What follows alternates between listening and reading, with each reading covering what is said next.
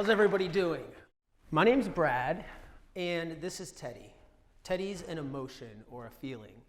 And he's going to be with us today as I try to convince you to forget everything you've ever learned about not being emotional about your money. But before we get into that, we have to set the stage with a few definitions. Financial literacy is the acquisition of the knowledge, the skills, and the information that you need to make more informed financial decisions. And I want you to hold on to that information piece for just a minute. Financial wellness, as defined by the Consumer Financial Protection Bureau, is your ability to control your day-to-day finances, to make some choices that you enjoy in life, to be on track to meet your financial goals, and to absorb financial shock, which means really turning emergencies into inconveniences.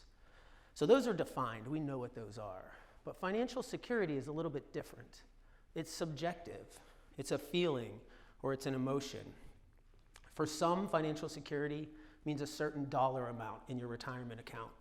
For others, it's a certain number of months in an emergency fund. For you, it may be home ownership. For you, it may be a certain income level.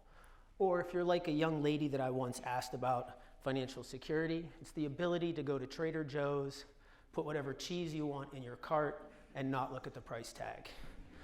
It's kind of funny, but when you think about it, it's a pretty accurate reflection of financial security, right?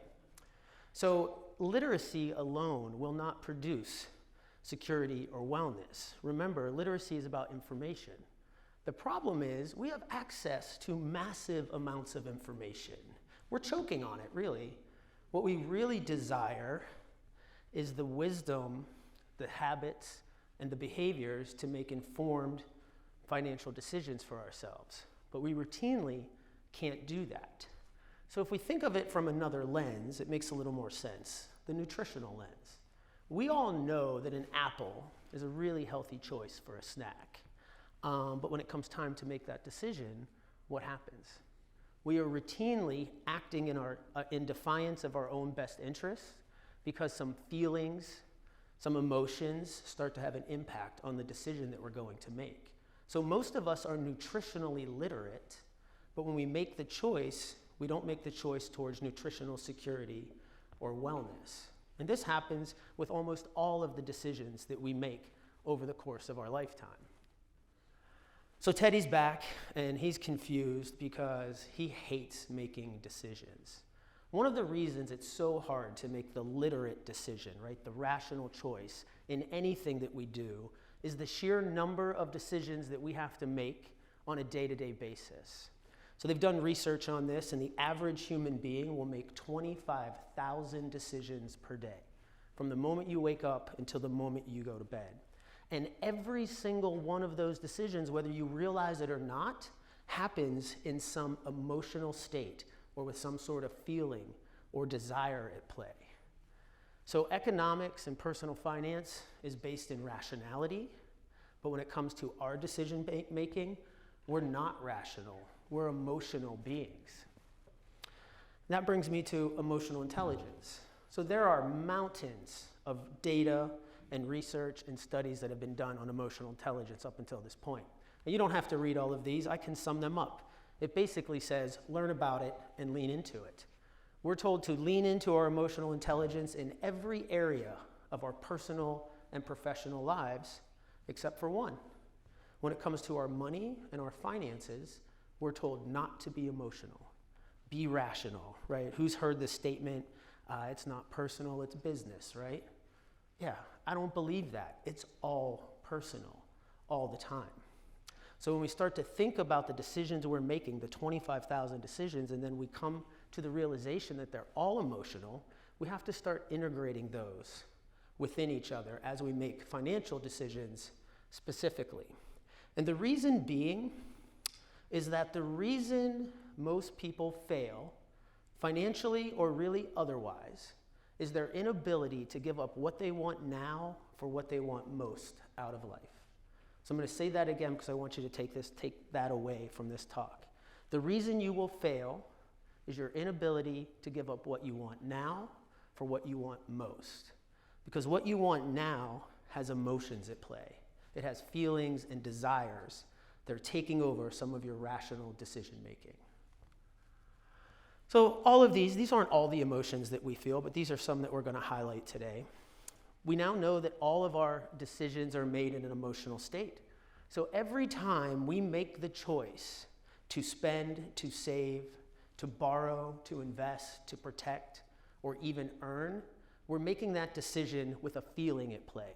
And the sooner that we accept this, we assimilate this, and we utilize this, the sooner we can position ourselves for a life where we feel like we are flourishing. You know, it makes me think, we're continually told not to be emotional about our money, but what do marketers and advertisers target, right? Yeah, I heard, that's right.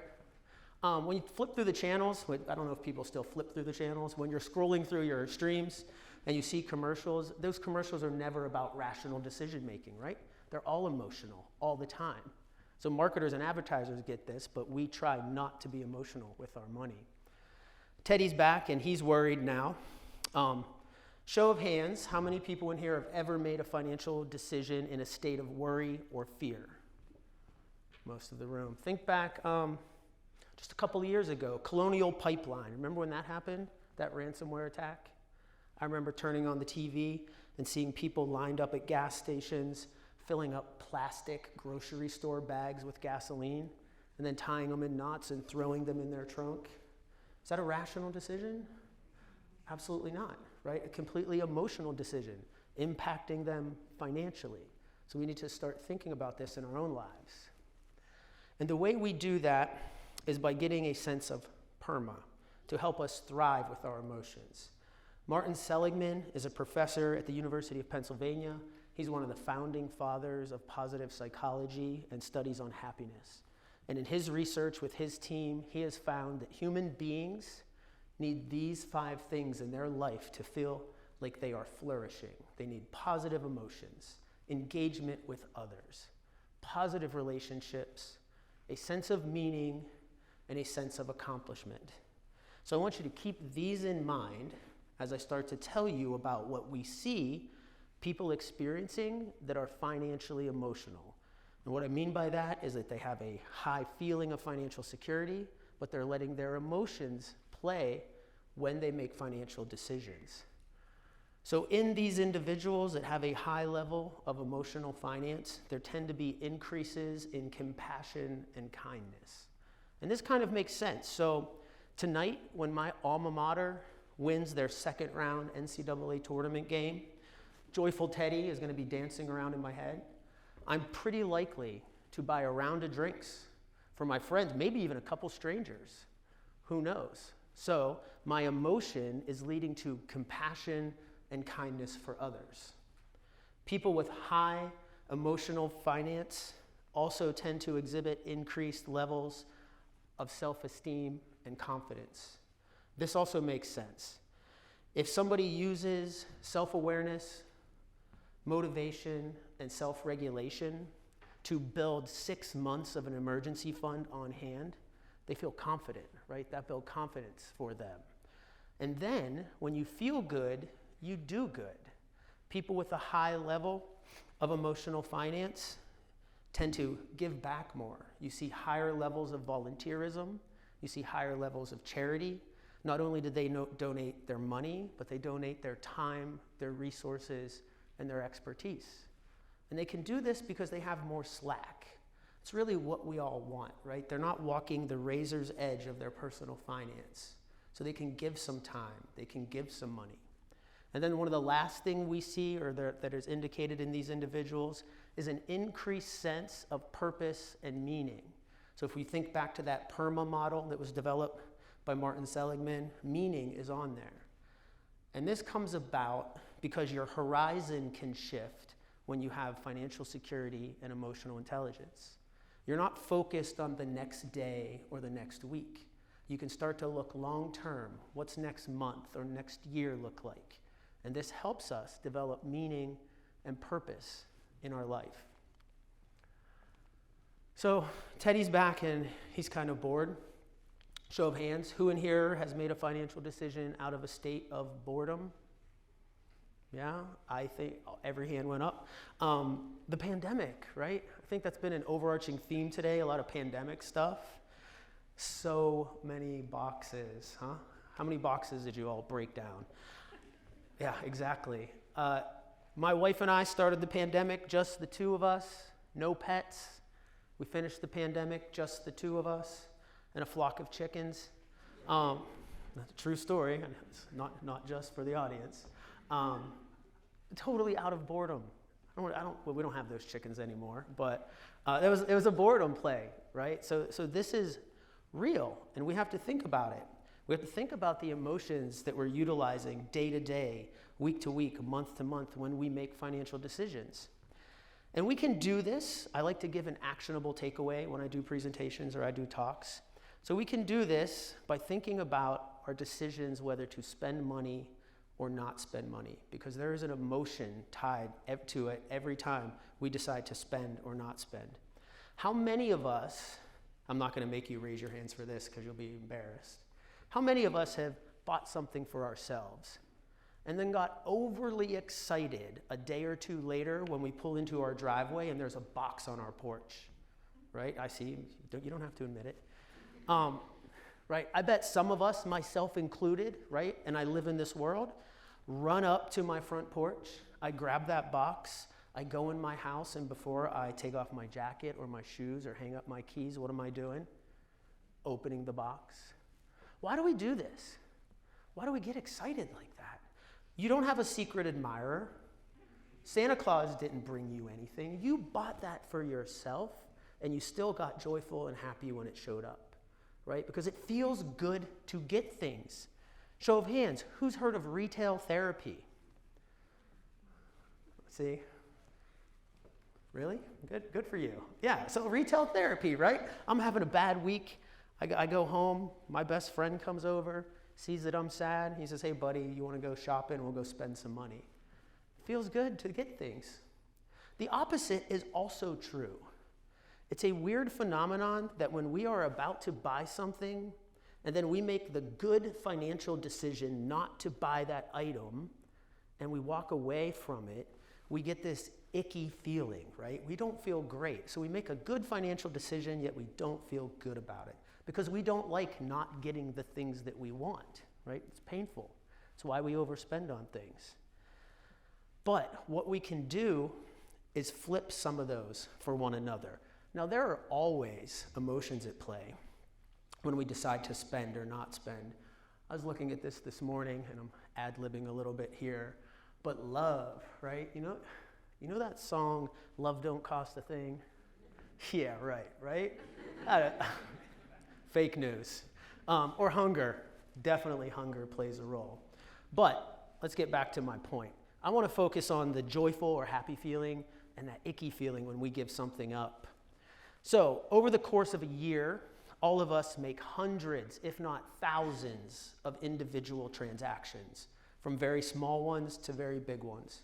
And every one of those transactions is an opportunity for us to ask ourselves, what emotional state am I in? Is this a need? Is this a want? Will this bring me joy? And for how long? Is this something that is going to inhibit me getting what I want most? And if in that moment I can decide that I don't want to do that, I can forego that purchase, what I do is pull out my phone, transfer whatever the dollar amount was going to be for that item from my checking to a saving or an investment account. And then boom, there it is. The icky gets tamped down. The happy comes up. You get a small dose of joy because now you got something, right? You didn't have something taken away. And you've also taken a step further towards what you ultimately want most by giving up what you wanted right now. So imagine, if you will, think, how many transactions have you had in the last year? If you took even a fraction of those transactions and did what I just told you to do, how much better off financially would you be? How much better off emotionally would you be? How much slack would you have in your life to give back, to volunteer, to express kindness and compassion towards others? I think it could be a significant amount. So, to kind of wrap up this talk, financial security is pretty simple what it gives us. It gives us control over our most finite resource, and that's our time. Financial security gives us time. Emotional intelligence or emotional security gives us grace as we navigate the world because we understand how we operate within the communities that we're in. We just know ourselves better. Combining these two things together as you navigate the world gives you increases in kindness, compassion, self-esteem, confidence, charity, volunteerism, and it could even help increase your sense of purpose and meaning. So my message to you is be emotional about your money. Lean into the emotions. Be intentional every time you spend money. And if you ask yourselves those questions and you want that item, by all means get it. Live your life, but just be intentional. Know what you want most and what drives you to thrive in the community that you're in. And if you do these things, not only will you feel like you are living a life where you are thriving and flourishing, but the community you operate in will be better off than when you entered it. And to me, I think that's an idea worth sharing. Thank you.